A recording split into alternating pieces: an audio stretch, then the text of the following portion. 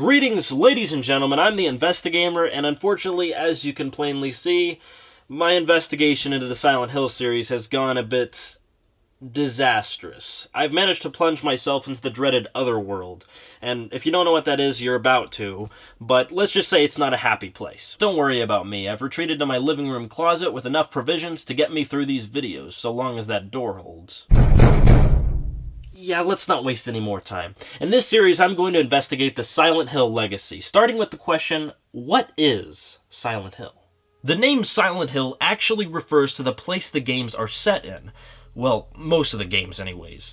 Located in Maine, the rural town of Silent Hill has a far-reaching checkered past. Most recently, the town was known as a scenic resort area. Much of its past involves various religious and cult-like activities, the most infamous of which being propagated by a mysterious doomsday cult known as the Order, a dangerous group willing to commit murder, kidnapping, torture, and any other heinous acts to accomplish their goals. The Order is prevalent in all of the Silent Hill games, and is responsible for most of the struggles faced in the series. In fact, the very first Silent Hill game revolves around the Order's plot to birth their cult's god Incubus, also known as Samael.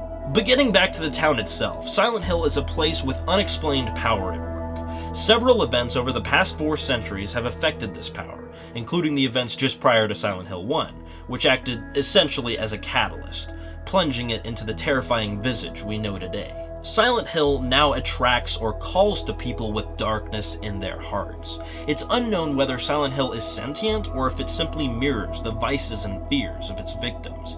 But it's been strongly implied throughout the series that Silent Hill takes hold of individuals and forces them to continue along a designated path until they accomplish what they were brought there to do, whether that means coming to terms with something in their life or dealing with an important challenge. If they survive, they often leave Silent Hill with a new revelation about their life, and in spite of the horrors they went through, this can sometimes be a good thing.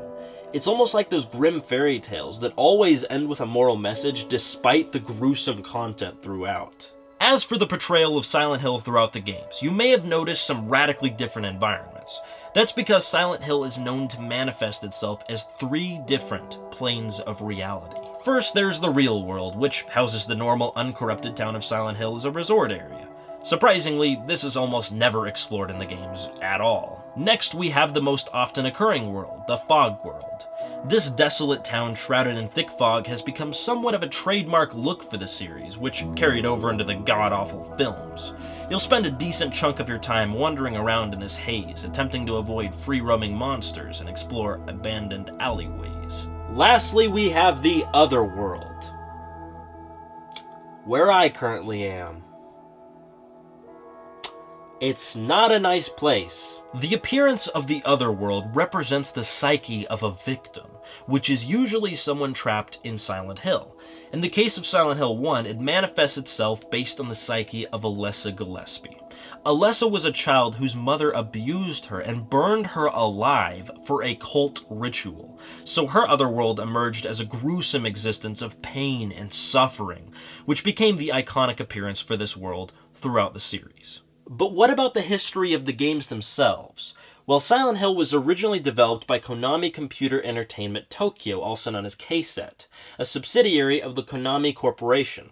And unfortunately, back in 2005, KSET was merged back into Konami, along with a bunch of other subsidiaries. Development of the Silent Hill series then moved west, with US developers creating most of the latest entries to the franchise. This has not only affected the way newer Silent Hill games are played, but also the production of the abysmal film adaptations. Generally, the consensus among fans is that Silent Hill 1 through 4 are gems, and anything past this has serious issues. Unsurprisingly, these 4 were all developed by KSET. Silent Hill has always been a somewhat slow-paced game where a terrifying atmosphere creeps in around you. The player is usually encouraged to avoid confrontation and use firearms when possible, because you don't want any of the grim monsters getting near you. Another important component early on in the series is the puzzles and intellectual aspects of the game, and last but not least, the gripping horror narrative presented throughout the experience. Atmosphere, combat, puzzles, and narrative. You can't fuck these things up, and unfortunately the newer Silent Hill games have done just that in one way or another. Now that I've laid out my contention, here's the plan. I will be releasing 4 videos, each dissecting a different Silent Hill game.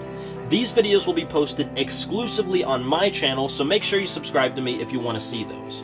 Once those are done, I'm going to do an analysis of the new age of Silent Hill and find out where the fuck these newer games went so wrong. And maybe I'll touch on the movies too. Oh god, the movies. Fuck me. Anyways, I've got to go get some more footage and put some more stuff together, so probably gonna have to leave this closet for a little bit. I don't know what's out there, but whatever it is, I don't want to see it.